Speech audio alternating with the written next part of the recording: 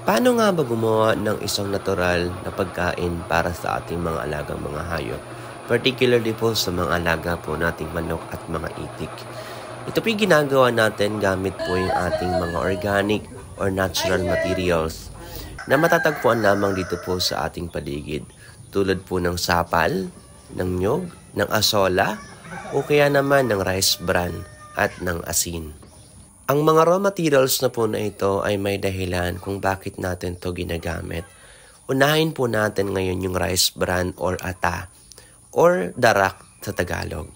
Ito po ay mayaman po sa carbohydrates na nagbibigay po ng lakas sa ating mga alagang mga hayop. Samantala po ang asola naman ay ito naman ay mayaman po sa protina na kung saan ito naman po ay nagpapalaman sa ating mga alagang mga hayop. Or in short, ito po yung muscle development. Maliban po sa asola, maaari po tayong gumamit po ng fish meal o yung mga lamang loob ng mga isda. O pwede naman po tayo gumamit ng madre de agua o trichantera, rinsuni, or lahat ng mga materials or raw material na mayaman po sa crude protein ay maaari po nating gamitin.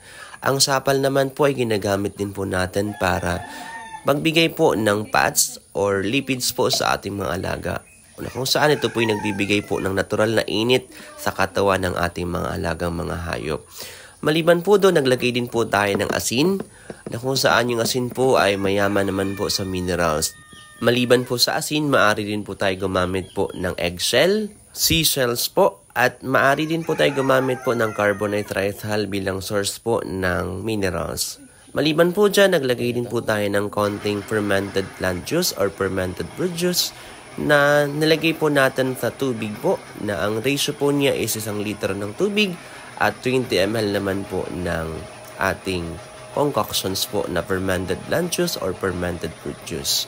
Ito po ay ating pinaghalo-halo na hindi naman dapat sobra po sa pagkakalagay ng tubig na halos 20 to 25% lamang ng ating moisture content. Para malaman po natin kung tama na po yung moisture content ng ating mga raw materials, ito po ay ating pwede pong ilagay sa ating pelletizing machine at kapag nabuo na po yung ating mga raw materials po na naging hugis pellet na po, ito po ay maaari na po natin pong ipagpatuloy. Ibig sabihin, tama na po ang kanyang moisture content. Patuloy lang po natin galaw-galawin yung bunganga ng ating pelletizing machine upang hindi po mabara ang ating pelletizing machine. Dahil po, kapag hindi po natin ito ginawa, maaari pong hindi po maglabas na po ng mga pellet size na mga feeds yung ating pelletizing machine. In short, maaaring mabara po yung ating pelletizing machine at hindi na po ito maglabas po ng mga pelletized na mga feeds po.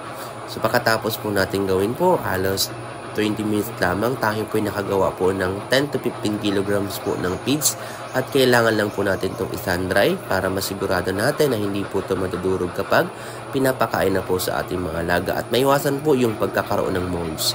Yun lamang, happy farming!